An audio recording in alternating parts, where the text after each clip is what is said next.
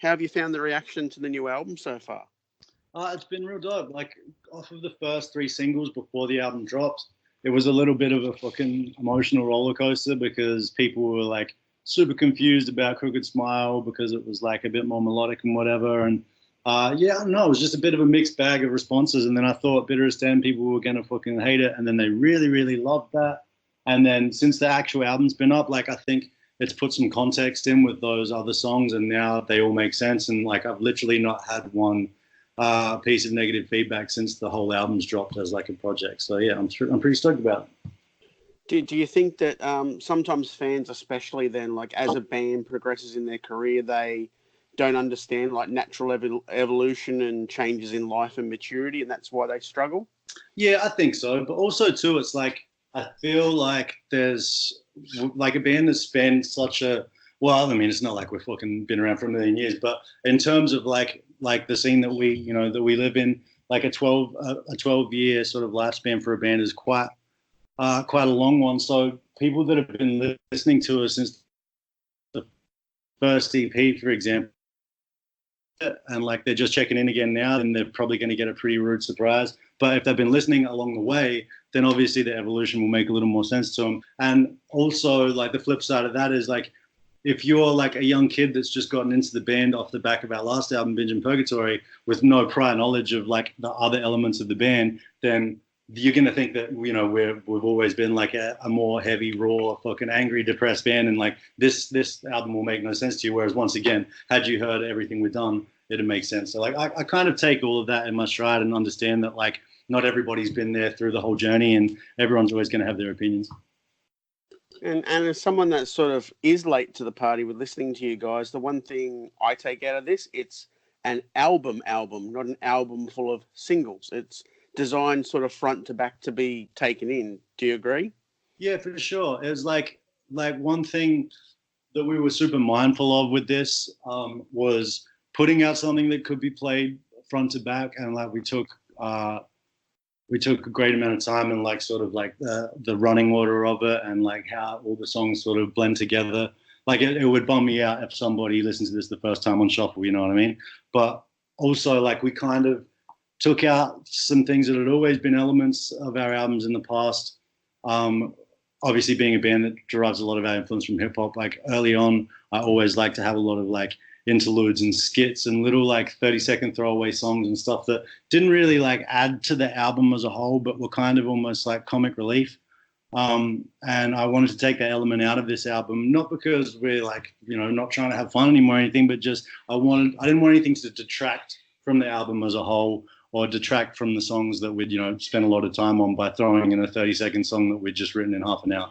So yeah, there was a lot of time put into this being a full album. And you also wrote in new locations. What do you feel each individual location brought to the album? It was just a matter of wanting to change, like as much as we wanted to sort of change up our vibe and sort of breathe new life into the band with this album.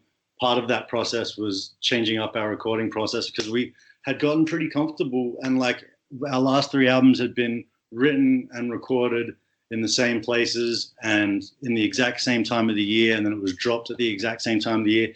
And we were kind of running on that if it's not broke, don't fix it kind of mentality. And I knew that had to change because, you know, like getting comfortable is fucking deadly with anything.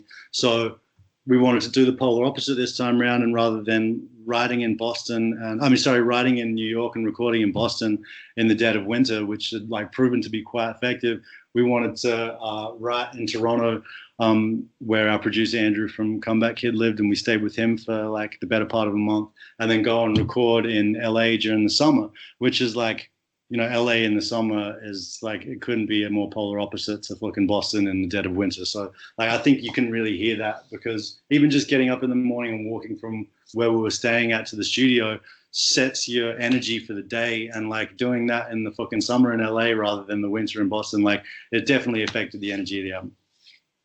Perfect. And why did Crooked Smile get chosen as the lead-off single? I think just to rattle everyone a little bit. I don't know. Like sure. It was the one song that didn't really fit necessarily as far as like stylistically. It's like a bit of an odd one out, but at the same time, I think it like perfectly sums up the album in like a fuck you kind of manner. And like obviously people were going to hear it, and I think it was just kind of like fuck it, like let's, you know, this is the one that's gonna be polarizing, and this is the one that's gonna make some noise. So let's put that out first and get it out of the way. And like it definitely shook things up, and I think we probably like it's fucking so dumb, man. Because I think like I've seen a lot of people like saying they were gonna fucking like, you know, unfollow us on everything and stop listening to the band immediately because of that song. And I was like, well, that's really sad. Like that means that shows you like how fucking like flippant and like fair weather your relationship with the band was, because you could have loved the rest of the album and you obviously loved the rest of our songs at some point. But you know, it kind of like drew a line in the sand as far as where people stood with us, and everybody that crossed the line with us like got to enjoy the rest of the album. So that's why we put it out first. Cool. And so what song came easiest and what song came hardest on the album, and why? As far as the writing process? Yeah. I would say probably You Gotta Feel Me was like the first song that we wrote when we were in the studio writing in Toronto. That was like we all touched down from our respective homes. We met up the day before the first session. I think we went there that night, set our gear up and shit. Didn't even like touch it, but just set it up ready for the next day. Got up bright and early, went in there, and I think we had that song written, musically at least. We had that song written before like lunchtime. It just like, I guess that was just the result of like having a lot of pent up, you know, fucking musical energy, and it just kind of came out real easy. And that next morning, I got up super early before the rest of the boys with jet lag, and I just paced around in the basement of Andrew's apartment, and just like had like a fucking terrible, shitty recording of that song that we'd written on my phone. And I had all the lyrics like penned out and like structured and ready to go before the other boys even woke up. So I think like just by one of like all of us having so much creative energy like bottled up for the last 3 years, I think that first one like really just kind of like poured out of us. Perfect. Well, what about difficult? Was there any that you just were like, can we get this? Is it going to happen?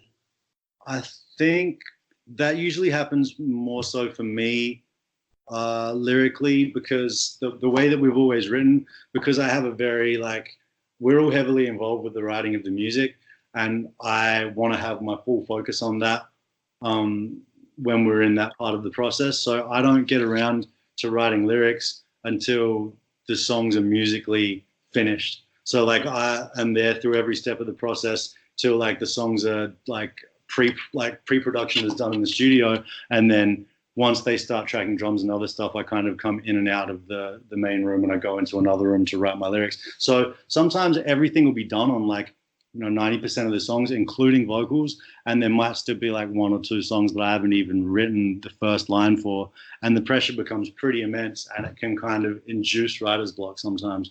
So with this album, I think that happened with like Axe to Grind, and I think it also happened with Bitterest End, and they both ended up being like 2 of my favorite songs. So like, yeah, like it's not always a bad thing. Like sometimes the best material comes super easy, and sometimes it's a labor of love. So like, yeah, I think those 2 were difficult, but I think it paid off. Do you see those being in the live set when you get back to Australia later in the year?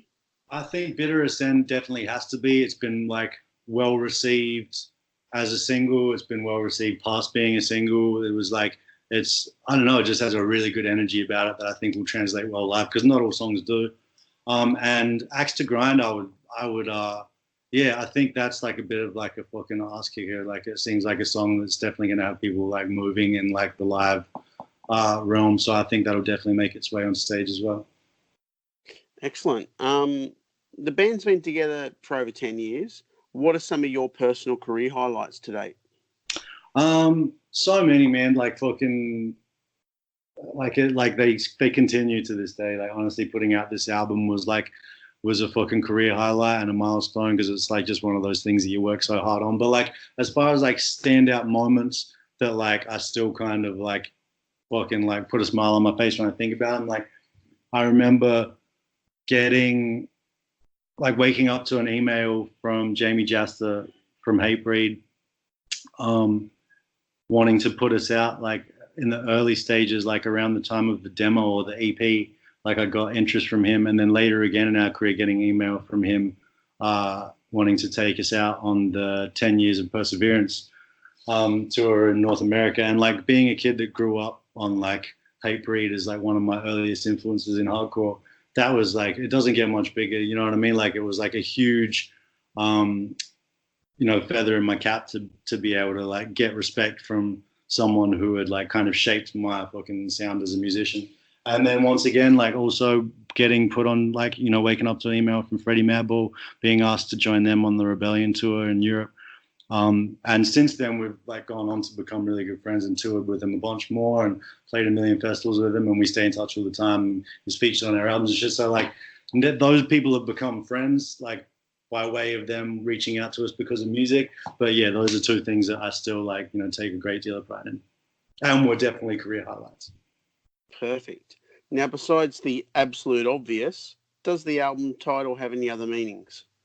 Yeah, it's kind of a double entendre with like,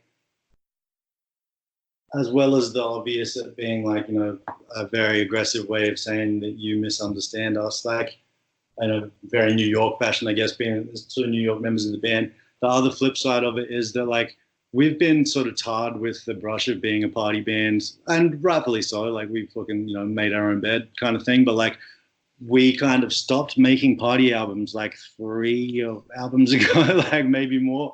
And we've still been like, because we are dudes that like a drink, and we definitely, push the limits as far as like how we enjoy ourselves on tour. We've been tarred with that brush, and we kind of got given the title of like, well, being given the responsibility and kind of the blame for being a bad influence on other people. But the reverse of that is that like, by being tarred with that brush, now we have to live up to that. And every tour we go on, people expect us to be that band, and we can't walk past the crowd like and just get a fucking high five. We've got to have 10 shots with them, and it kind of like has resulted in us being the ones that kind of got fucked up, and the crowd getting us fucked up as much as we've been sort of blamed for getting them fucked up. So that's more of the sort of sneaky underlying meaning of the title. Perfect. And we're going to finish up right now. So is there any final words that you've got for the fans before you head to Australia? Yeah, like anybody who's checking this out, I appreciate it so much. And please take the time to give the album a listen, or at least one song. If you give us 3 minutes of your time, you might love it, and you might have, made a new connection with some music that you can enjoy for the rest of your life. And if you don't like it, you've only lost 3 minutes, so you really got nothing to lose.